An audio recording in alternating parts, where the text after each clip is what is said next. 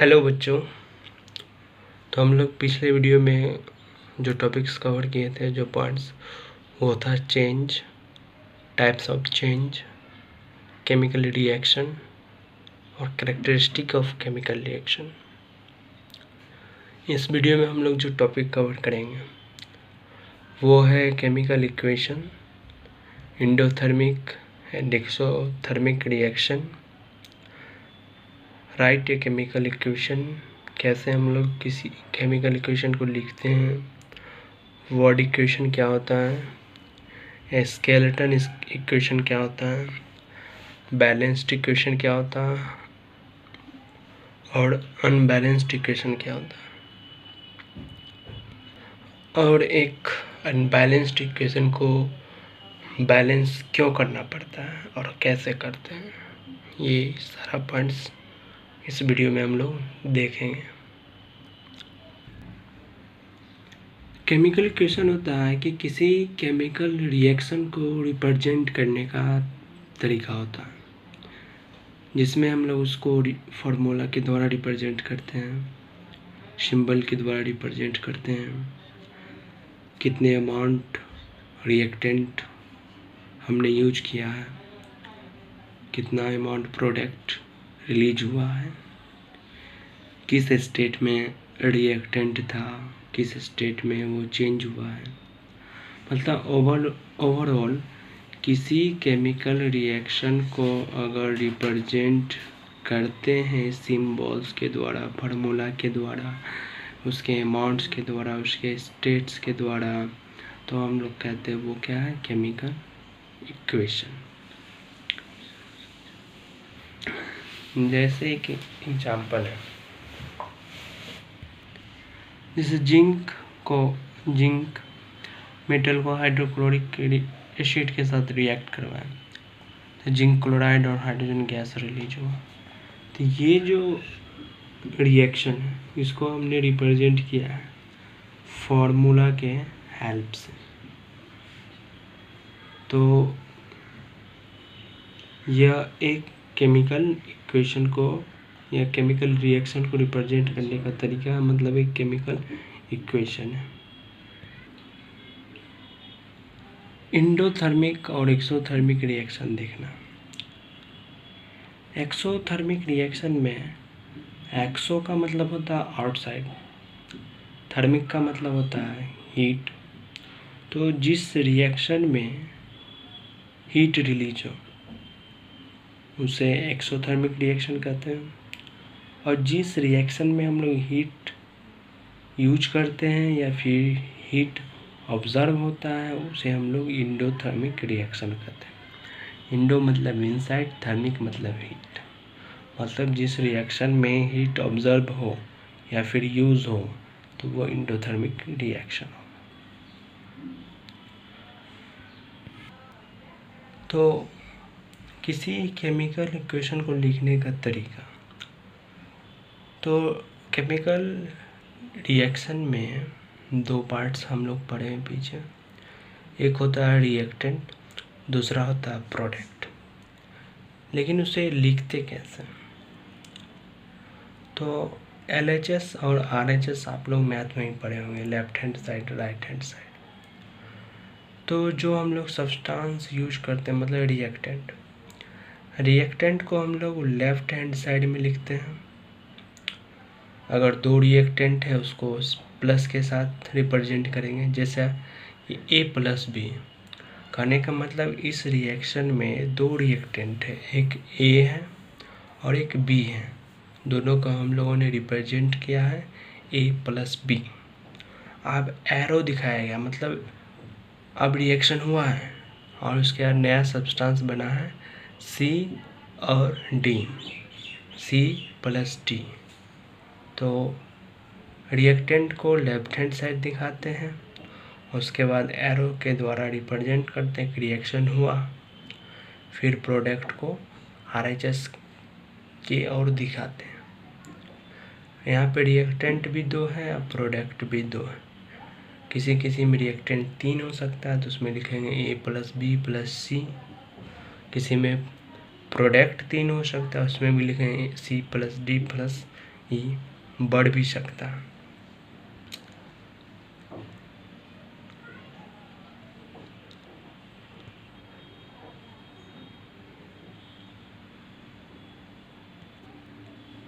और एरो जो है सेपरेट करता है रिएक्टेंट और प्रोडक्ट को। एरो का जो हेड होता है वो प्रोडक्ट की तरफ रहता है, जिससे ये पता चलता है कि रिएक्शन हुआ है और प्रोडक्ट बना।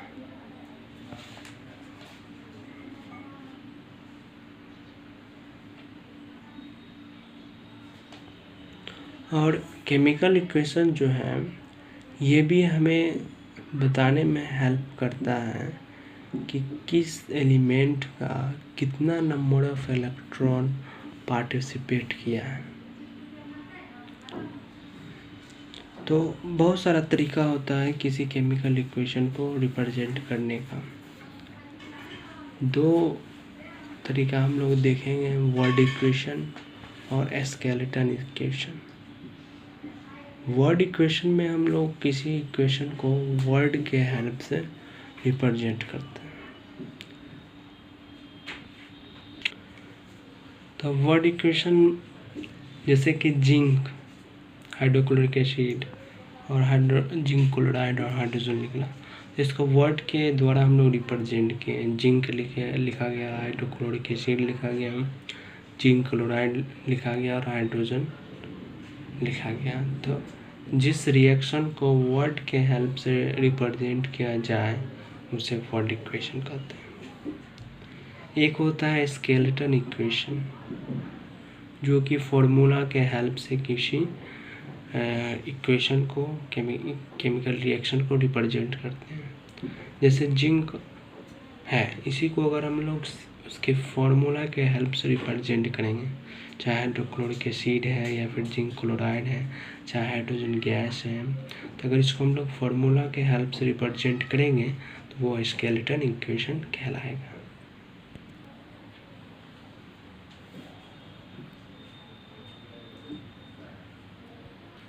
अब आता है बैलेंस्ड केमिकल इक्वेशन और अनबैलेंस्ड केमिकल इक्वेशन।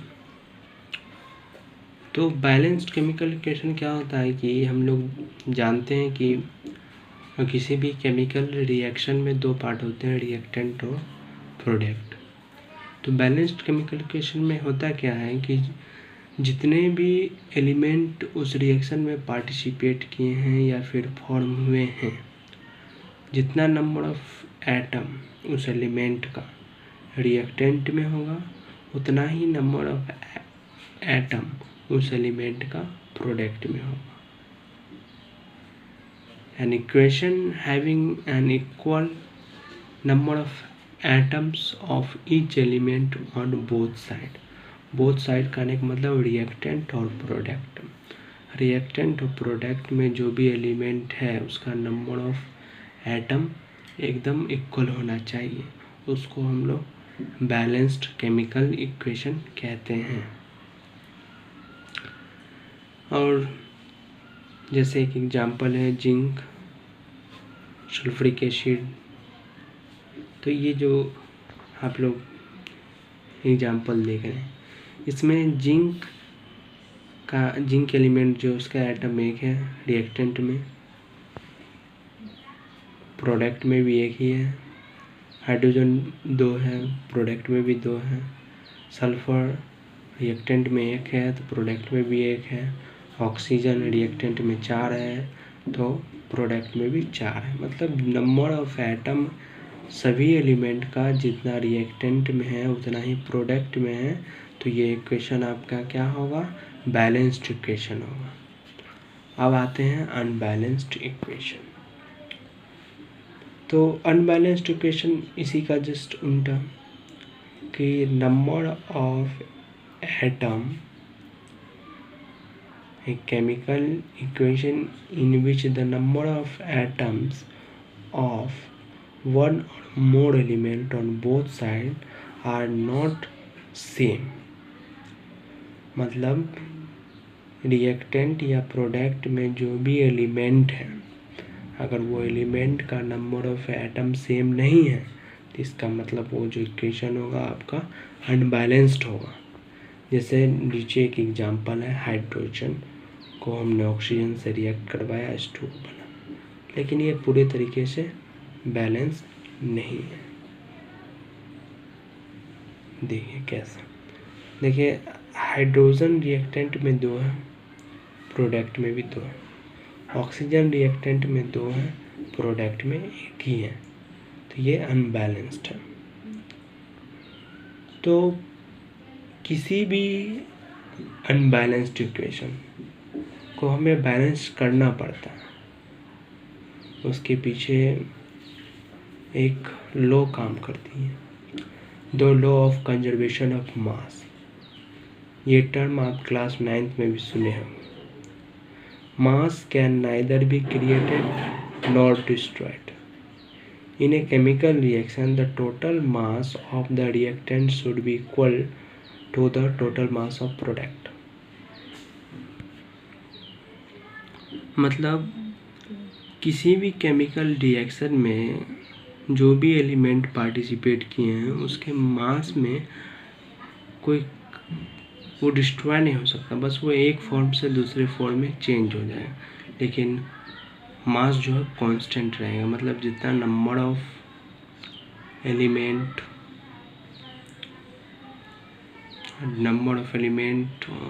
जितना रिएक्टेंट में हो उतना ही प्रोडक्ट में होगा, जितना मास रिएक्टेंट में हो उतना ही मास प्रोडक्ट में भी होगा।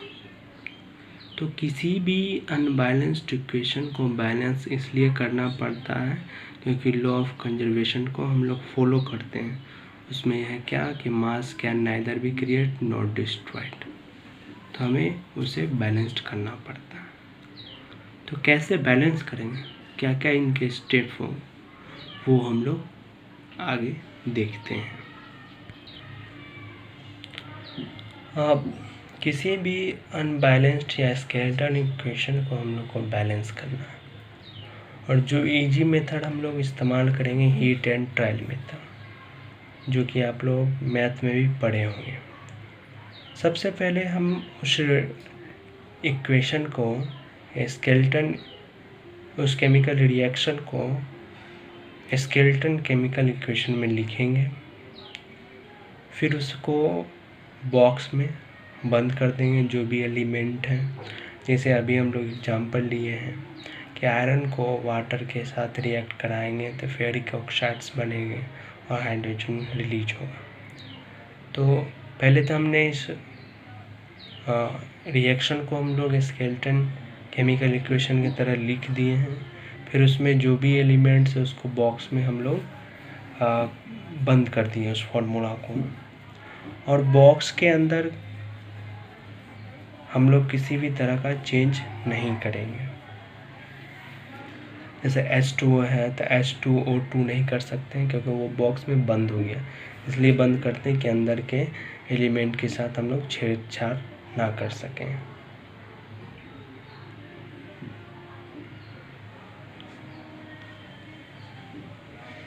नेक्स्ट स्टेप है कि जितने भी एलिमेंट जो अनबैलेंस्ड इक्वेशन है, जितने भी उसमें एलिमेंट है उसके नंबर ऑफ एटम को हमको लिखना पड़ेगा, वो भी टेबुलर फॉर्म में, मतलब LHS अलग RHS अलग। जैसा कि इस रिएक्शन में 3 एलिमेंट हैं, आयरन है, हाइड्रोजन है और ऑक्सीजन है। रिएक्टेंट में आयरन 1 है, हाइड्रोजन 2 है और ऑक्सीजन 1 है। प्रोडक्ट में आयरन 3 है, हाइड्रोजन 2 है और ऑक्सीजन 4 है। मतलब आयरन इक्वल नहीं है और ऑक्सीजन इक्वल नहीं है, तो हमें उसको इक्वल करना है। तो सबसे पहले क्या करेंगे हम कि चाहे रिएक्टेंट हो चाहे प्रोडक्ट हो, पहले देखेंगे कि किस कंपाउंड में नंबर ऑफ एलिमेंट ज़्यादा पार्टिसिपेट किया हुआ है, या फिर नंबर ऑफ एलिमेंट किस में ज़्यादा पार्टिसिपेट है, और उसमें सबसे ज़्यादा एटम्स किस में प्रेजेंट है। तो Fe3O4, इसमें आयरन के 3, ऑक्सीजन के 4 है, तो इसमें सबसे ज़्यादा हमने उसको पहले सेलेक्ट किया। और उसमें भी Fe3O4 में आयरन 3 है और ऑक्सीजन 4 है, तो हम लोग पहले जो ज़्यादा है उसको हम लोग लेंगे। तो रिएक्टेंट में ऑक्सीजन 1 है और प्रोडक्ट में ऑक्सीजन 4 है, तो हम लोग क्या करेंगे, रिएक्टेंट में 4 लाने के लिए 4 से मल्टीप्लाई करेंगे, जिससे रिएक्टेंट में भी 4 हो जाएगा, प्रोडक्ट में भी 4 हो जाएगा। और इस तरीके से देखिए यहाँ पे बताया गया है कि 4 कहाँ पे लगाना है, तो बॉक्स के आगे लगाना है, स्टोव का आगे लगाना है 4, ये नहीं कि ऑक्सीजन के बगल में लिख दिए, ये गलत होगा। और फिर से जो हमने चेंज किया फिर उसको भी हम लोग बॉक्स में बंद कर देंगे। फिर से वही चीज़ हम लोग चेकआउट करेंगे कि नंबर ऑफ एटम किस कंपाउंड में सबसे ज़्यादा है, और फिर से उसी तरीके से एक एक करके हम लोग बैलेंस करेंगे।